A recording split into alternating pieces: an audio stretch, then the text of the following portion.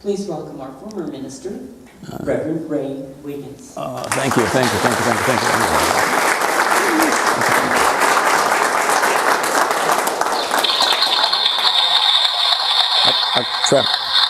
I travel with my own applause track.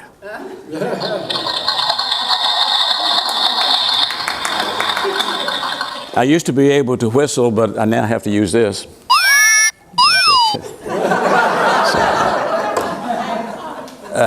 So nice to be back with you. I have missed you terribly, and I've had a chance to connect with some of you since I arrived last Monday, and I'll be leaving tomorrow. So I came basically on crutches in a wheelchair from some dizziness and high blood pressure, and I'm leaving, having walked 2 miles on the beach yesterday and a mile before.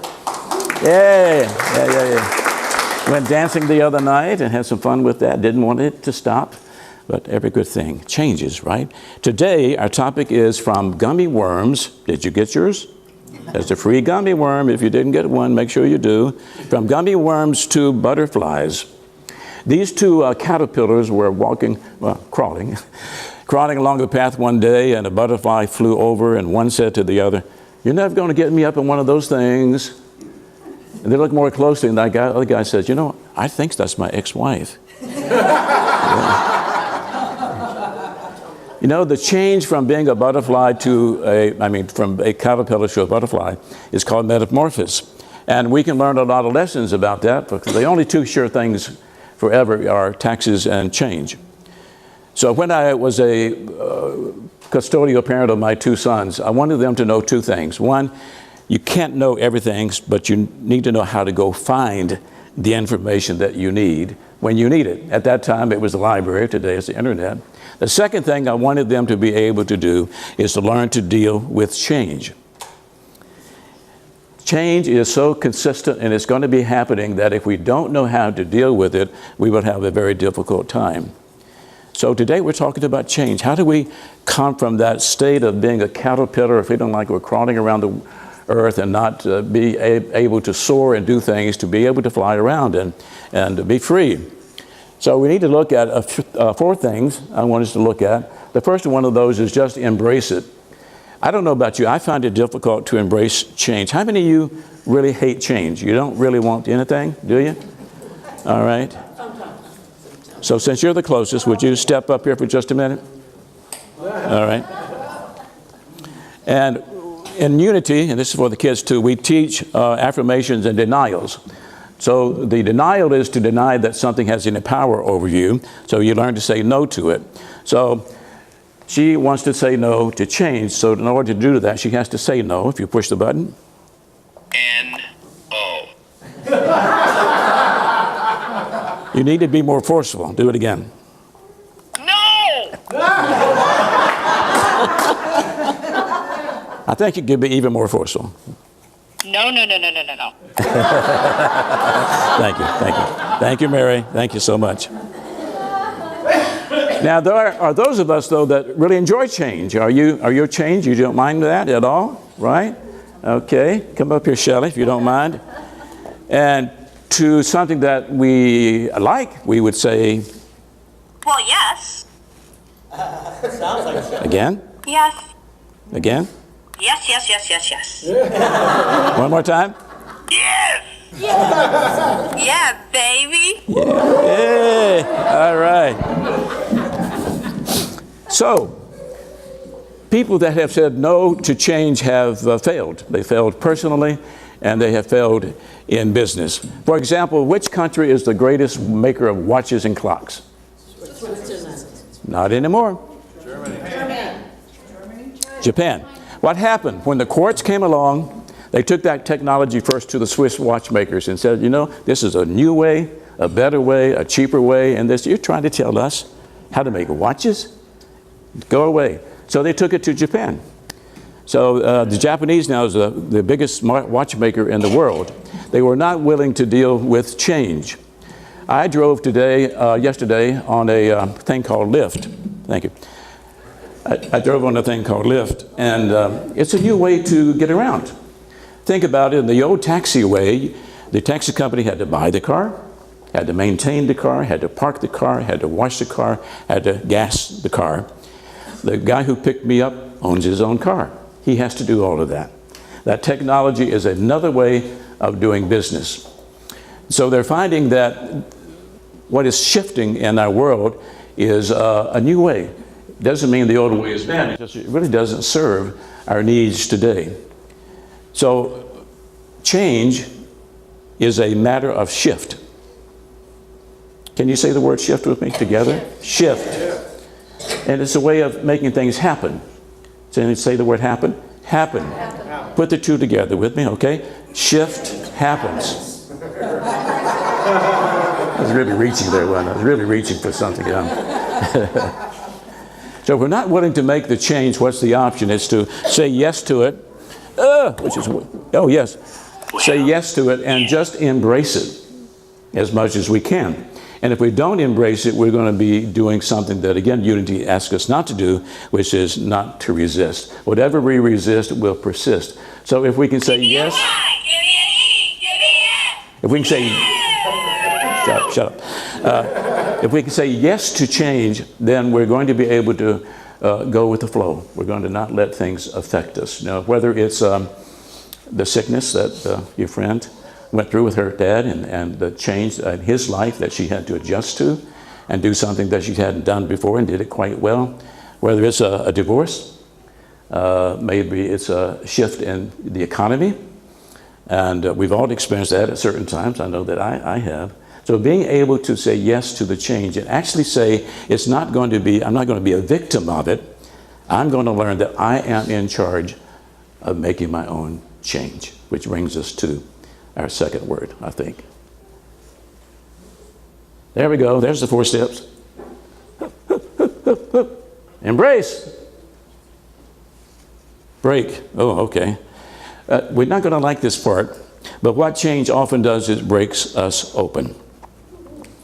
A lady who spoke at our church a few years ago came on her birthday weekend from Phoenix, Arizona, and spoke here and spoke at the church in Riverside. Her husband, in the meantime, was home, but she kept showing me the beautiful necklace and bracelet that he gave her, and then he would text her every now and say, I'm the luckiest guy in the world, you know. But when she flew home, her son said, Mom, I'll meet you at the luggage. He says, where's Jim? He said, I can't tell you. He said, well, you better tell me. So he told her that Jim had used that opportunity to pack and go join his girlfriend in Denver. Broke her heart. 18 years of marriage and broke her heart. And I said, you know, about a year or so ago, I said, as it usually does, Denver didn't work out like he thought. So he wanted to come back. I said, don't. He's already shown you who he is. She took him back, and sure enough, he did it again. The good news is that this lady has created for her life an amazing life.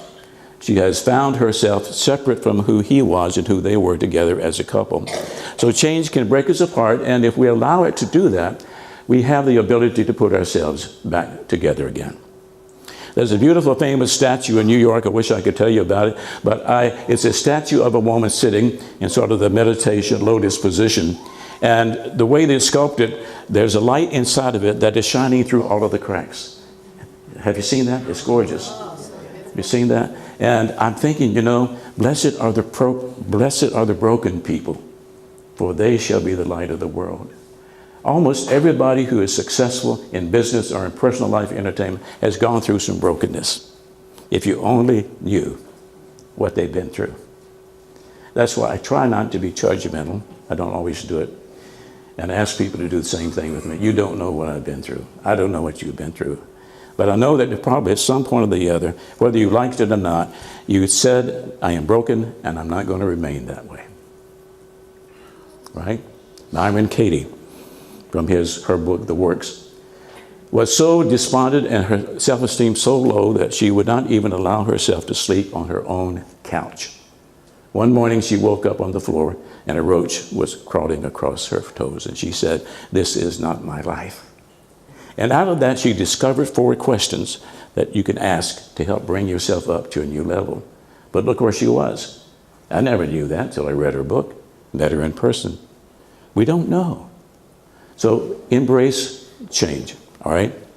Allow it to do what it does, knowing that you can overcome.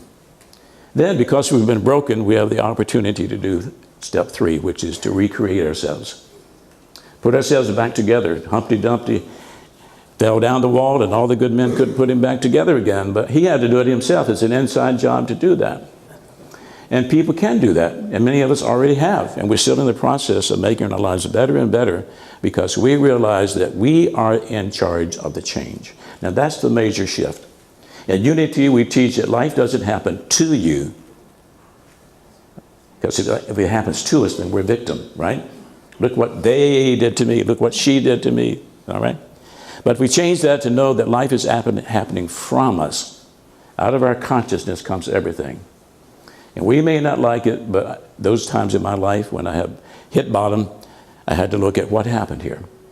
And I had to own up to the fact, you know, I can't blame anybody for that because I'm in the process of creating my life every day from what I believe and what I focus on and what I speak into the world. Quick example. I'm 80 years of age. My little church in Murfreesboro, Tennessee was about to close, and I knew that. And I was saying, okay, Lord, what's next? And the white stone ceremony, I had drawn not a word. I usually pick a word. I drew dollar signs. I'm saying, oh my God, how am I going to make it? How am I going to pay the bills? And so I had met a Sufi who plays Native American flute and does drumming. And then he introduced me to a gentleman who he wanted me to meet. We visited. Very wealthy pathologist, $150 million, who bought 1,500 acres in Tennessee, donated it to a land trust, had a nonprofit. We visited. He needed an executive director. Within 2 days, on a handshake, I was hired for $50,000 a year. I said, well, that sounds good. However, in 1 month, I was in the emergency from stress and realized that this was not the situation for me. I loved the vision, but incapable of being able to deal with the pressure, and decided that I made a lot of mistakes. He never showed me what he was looking for, you know, the qualifications for the job, and he wanted me to do technical stuff and put things in Dropbox, and I said, what is that? You know, wanted me to do QuickBooks, and I said, what? I've done these kind of jobs before. We always have a volunteer, or that's a staff position. That's not what the executive director does. But anyway, I did not do my work. So I want to thank Jonathan, because Jonathan gave me a wake-up call. I am not to look at the money. And therefore, Pray with Ray is a way for me to continue doing what I'm doing. Most of my friends are saying they're spiritual, not religious, which means they're not going to church, but they're still working on their spiritual growth. Why not give them a chance for me to continue to be with them on a much more personal way? You know, we live in a high-tech, low-touch world. I think we need to reverse that. People want that attention, they want that touch.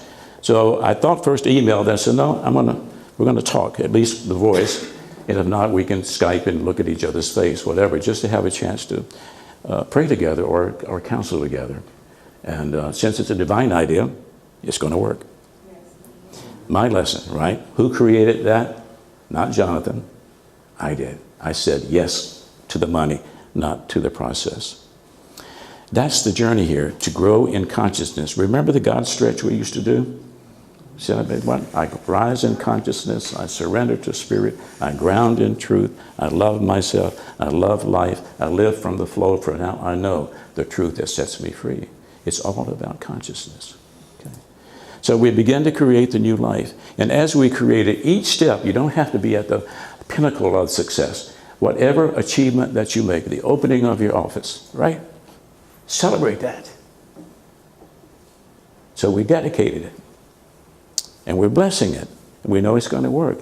So any good news that's a step forward, you bring it to a point of celebration.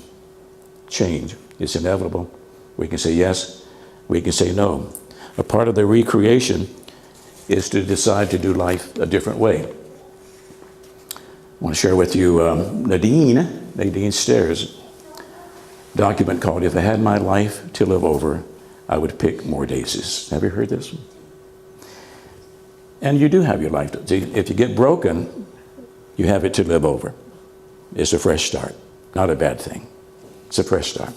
She says, if I had my life to live over, I'd dare to make more mistakes next time. I'd relax.